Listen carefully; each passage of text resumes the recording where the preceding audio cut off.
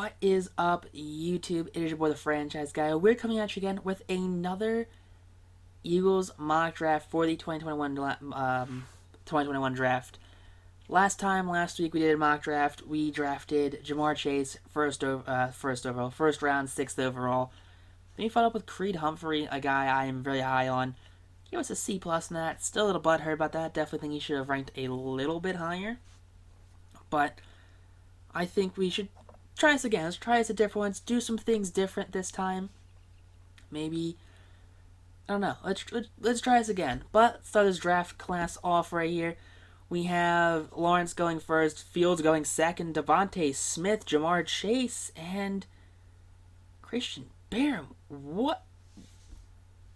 Okay. This is not what I was expecting right here. Definitely not what I was expecting at all. Fields going second's a shocker. Smith and then Chase going. I definitely think both of these teams not going for Sewell is confusing, to say the least. If not, the Falcons going for Zach Wilson. Now, I do think in a position like this, if the board was this messed up, I do think a trade back would be probably best. So who's offering us trades? New England, Miami, Washington, Chicago, New Orleans, and Tampa Bay are all offering us trades. I think they're all a little too far out of reach for us. I think if we're going to trade back, we probably trade back to, say, 9. I think 9 gives us enough value of what's remaining between these 3 picks that we're not going to lose anything of significance, because you got to think between Carolina and Denver, they're going to want to go, or they want to fight for Zach Wilson. I guarantee they want to fight for Zach Wilson, because I think that's the pick right there. I think if we have Zach Wilson at a BYU, it's a standpoint between Zach Wilson out of BYU and Penei Sewell out of Oregon. We have Kyle Pitts down here at 9. Same with Trey Lance at 10.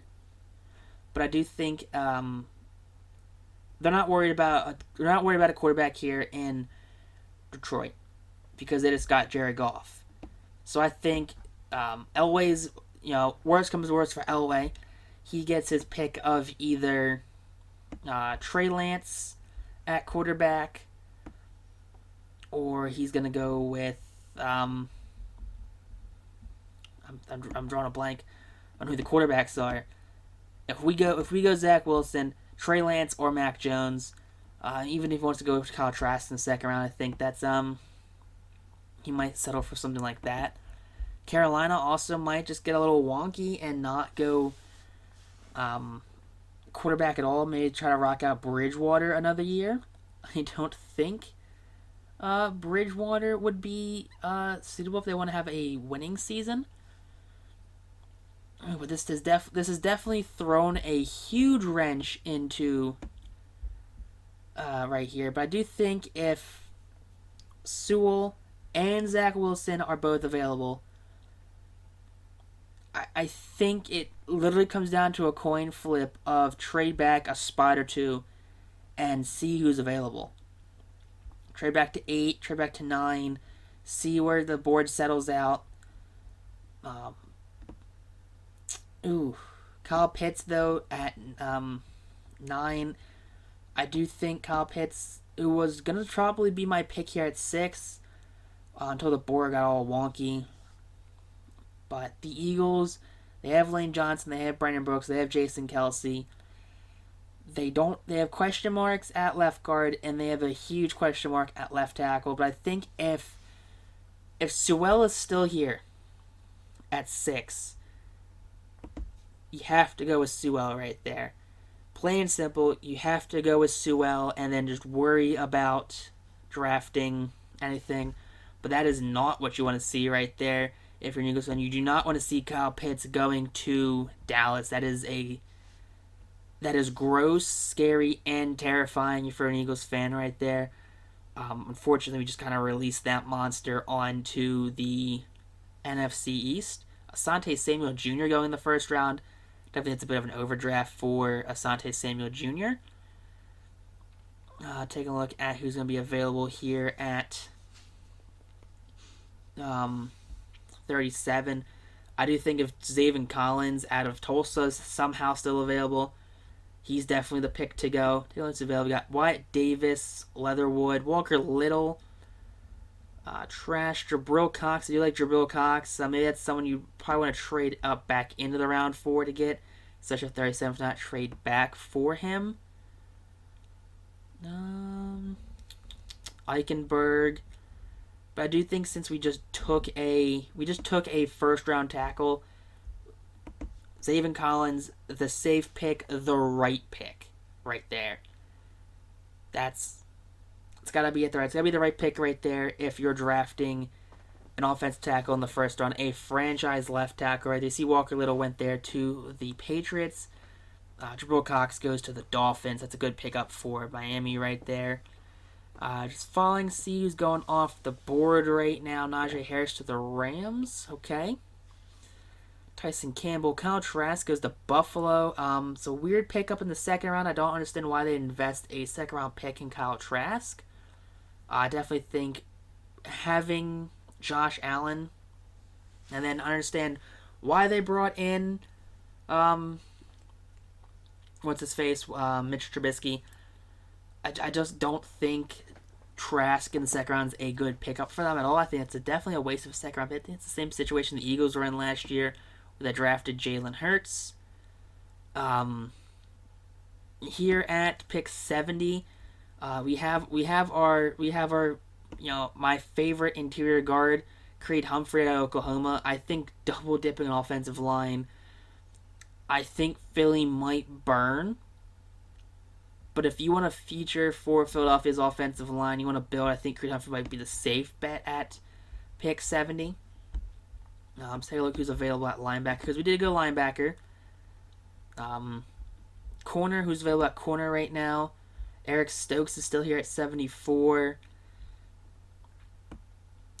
Trey Brown at Oklahoma. Sean Wade.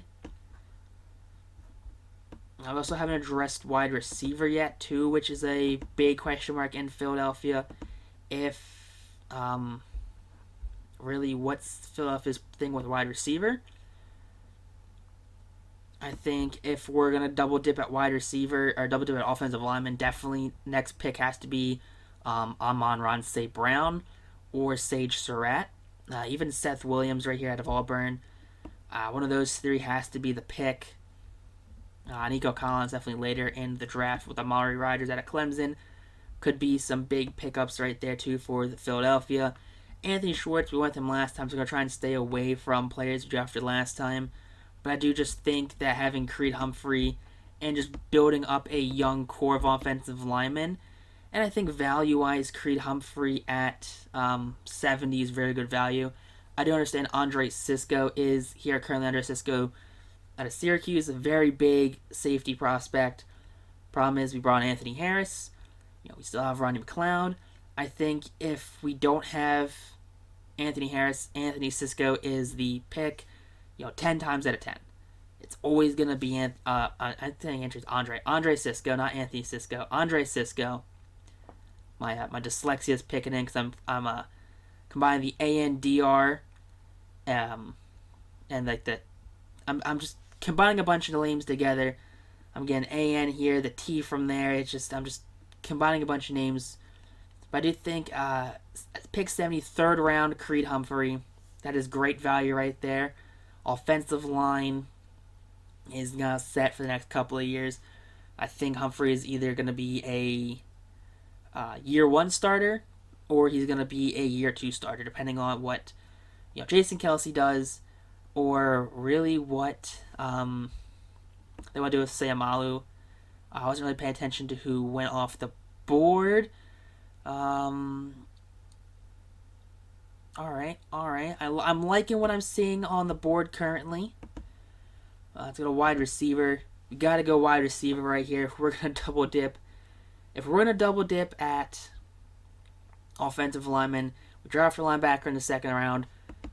Amon-Ra St. Brown, outside threat. That is a huge get right there for Philadelphia if they can get him in round 3.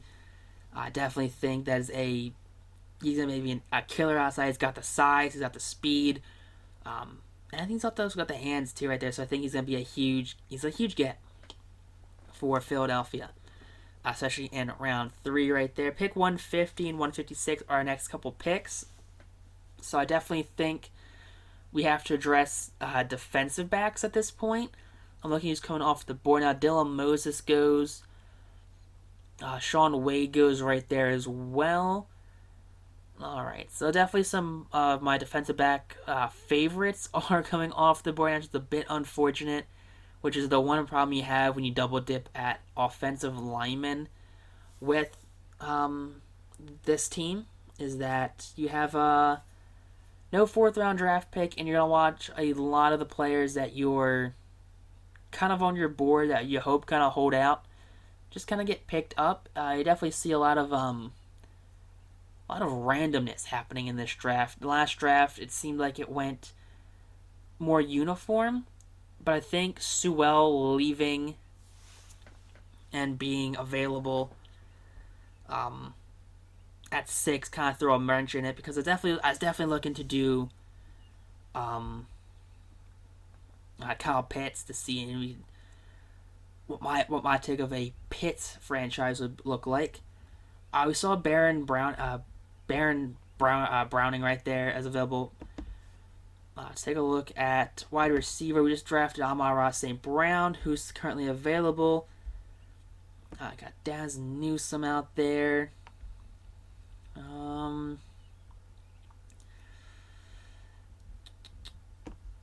We have Rico. I mean, besides Rico, Schwartz, no one I probably would want to take out 150. Let's go corner. We're going to look at, see who's currently here. Marco Wilson, Shamir Jean Charles, DJ Daniel. All right, Zach McPherson out of Texas Tech. Okay. Now we're getting... See, the problem I always have when I do these drafts is we get to the middle rounds, we get to round 5, and I kind of stall out. Because I know what the team needs, but when you're coming to round 5, it's who's going to be the best value pickup right there. You know, Reed Blankenship's available at, in round 5. Now, do you want to overdraft someone like Reed Blankenship, or do you want to find someone, hey, maybe he's kind of fallen a bit? You know, Baron Browning right here, double dip at linebacker. Be the second linebacker pickup we've got, and we haven't addressed the defensive back group yet, which I think if Philadelphia in the draft doesn't address the defensive back group this late into the draft, I think Philadelphia literally would be on fire. But I think double dipping linebacker right there with Baron Browning right there available in round 5 is a good pickup, a good value pickup right there. Definitely he's fallen a bit in this draft. But pick 156. We're not looking at offensive lineman. Get off my screen, use center. We gotta look at corner. See who's available here at cornerback right now. 156, definitely not anyone that's worth taking out of the cornerback room. Unfortunately, I think all of our top corners have already gone and went. Safeties. Tyree Gillespie, I mean, he's projected to go 156. That's where he's ranked. Let's see, the average draft position from those actually about 161 though. I think there's a lot of late 6th, 7th round guys you want to take right here, but I don't think you have a lot of round 5 guys, unfortunately. If you know what I mean, a lot of round 6, 7 guys you kind of take to compete for a spot.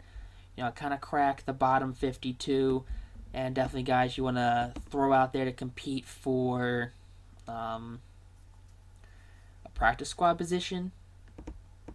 As much as you don't want to say that about NFL talent, it's kind of just how it is right now. It looks like with some of this talent, because everyone's kind of around the same skill point, where you might have a couple guys who might have a higher ceiling, like an Anthony Schwartz at 171.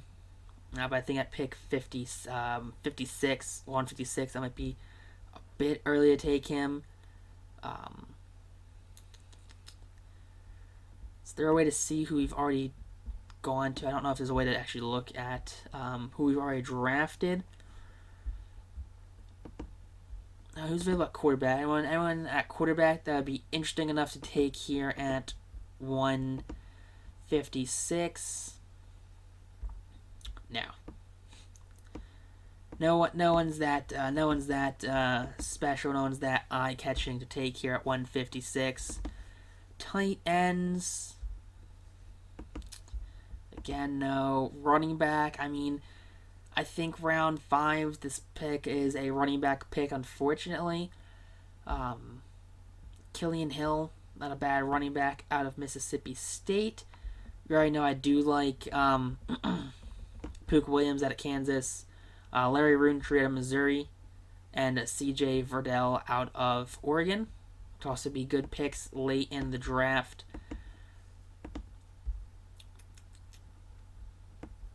Who's currently available at defensive tackle or edge? Interior D lineman or D line interior. We have Mustafa Johnson. We already went with Mustafa Johnson though, so I'm trying to stay away from him. Probably at 156 is a bit of a reach for him. Kobe Whiteside out of Missouri. Not too much to say about him though. Just pointing him out. There he is. All right. Ellerson Smith out of Northern Iowa. I think at 156. Edge is always a question, so I think Jalen Twyman right here would be a good pickup. Twyman, I mean, it's not a need edge, but I think definitely having question marks at edge, you want to invest a guy that has a high ceiling, maybe a low floor, high ceiling kind of guy, a guy that has a lot of upside to him. You know, has that speed, that has that ability to kind of turn it up to the next level like Twyman. I definitely think it's a good pick right there for the Eagles. Now, moving through this right here, pick 189, 224, 225, 234, and 240 left. At pick 189, take a look at who we're going with right now, boys. I think Reed Blankenship, address the safety room, address the secondary. Blankenship there, 6th round. Can't go wrong with Blankenship. I think it's probably about where he's going to go in the draft. I think unless a team, raiders him and picks him up 2 rounds too early, like the Raiders with Clelin Ferrell. But, I mean, the thing with Clelin Ferrell is he's not bad.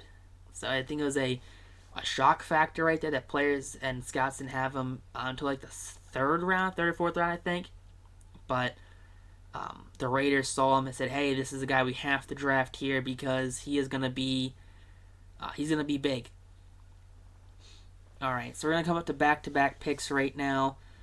We have Larry Roontree right here. Nice. It could be a good rotational running back for the Eagles. Eagles don't have a true 3-down back. They have a running back by committee. It's currently Scott. You have Boston Scott. You have Miles Sanders and whoever they want to bring in currently at the time.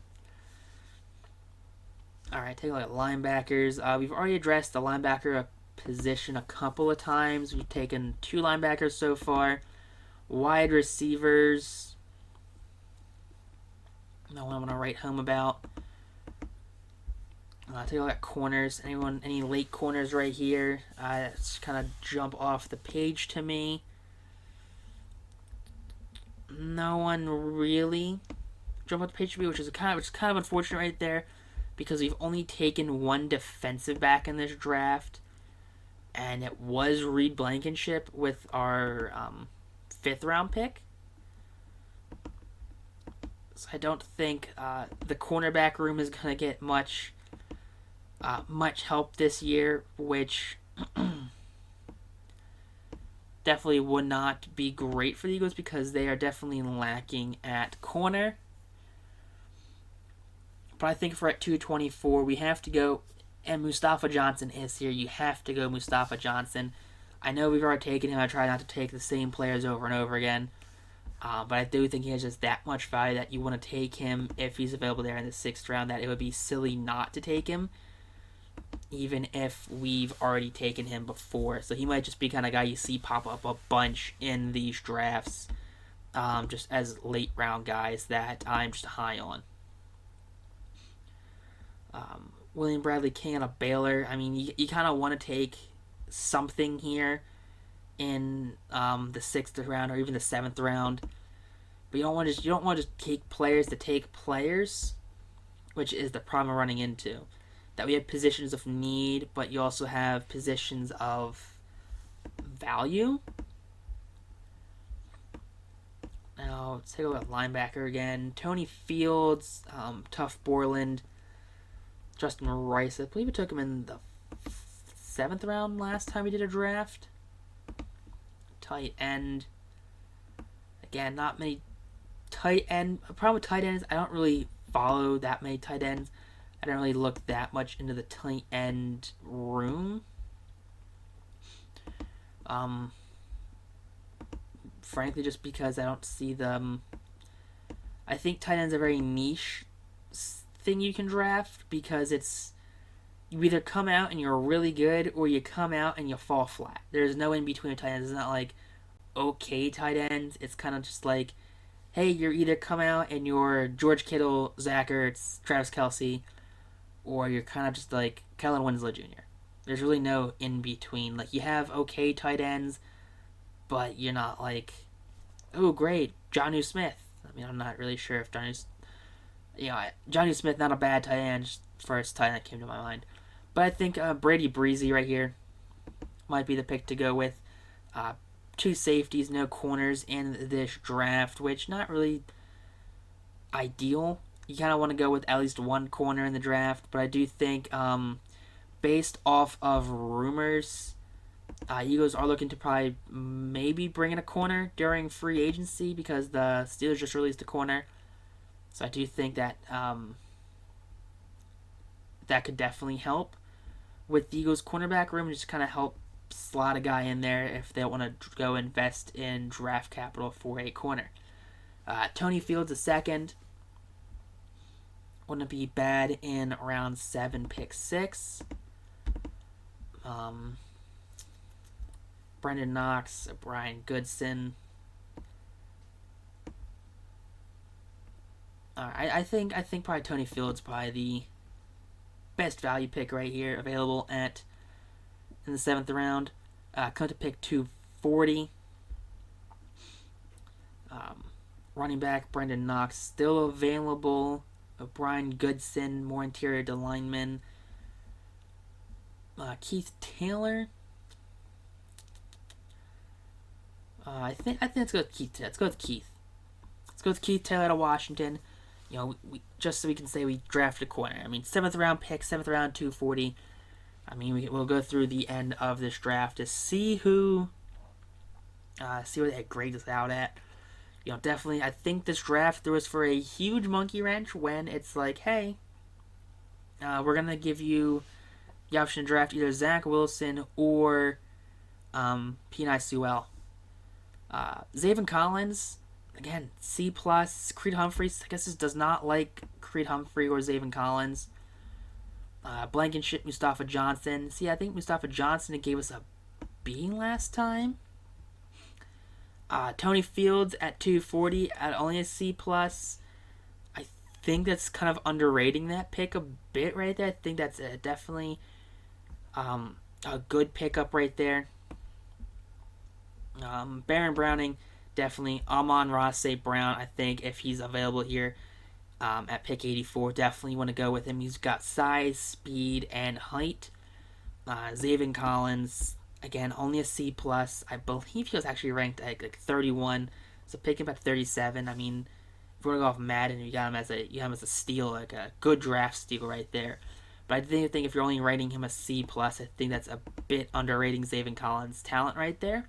Creed Humphrey, I just don't know why they don't like Creed Humphrey. I mean, I definitely think he's the best interior offensive lineman in the draft. But I think if you want a draft where you draft Penei Sewell and Creed Humphrey, you have your interior and your future, left side of your offensive line locked down for the next probably 5 to 7 years, I want to say, between these two. Baron Browning right there, just absolute draft steal right there, pick 150. Twyman right here, I think talent-wise, another great pickup, great depth guy. I think Brandon Graham's getting older. Kind of allows you to save some money and not bring back Derek Barnett, or you trade him away during the season. Reed Blankenship, I do like Reed Blankenship out of Middle Tennessee. I think you kind of can bring him in there and you can learn. He could be a special team guy. Brady Breeze, I think he's the kind of guy he has definitely a huge ceiling. I think he has a lot of talent, but I think the problem with him, he's just not all the way there yet. So I think he can probably be a special team guy year one and kind of work his way into that starting role. Tony Fields out of West Virginia, I think they're underrating him at only a C-plus pick. And Keith Taylor, it's a 7th round pick at 240, I think. Definitely, I mean, it's whatever. I'm not too torn about the Keith Taylor C-plus value right there. But guys, comment down below what you think about this draft. I think I drafted some guys in the right spot. I drafted some guys in the wrong spot. I think I, kind of whiffed on this draft entirely. And if you guys are Eagles fans out there and you saw me turn in this draft, this was the draft you came up with, tell me down below. Would you be happy with this draft? Would you not be happy with this draft? But until next time, YouTube, though, peace out, rock on, class, and have a great day, I guess. I don't know.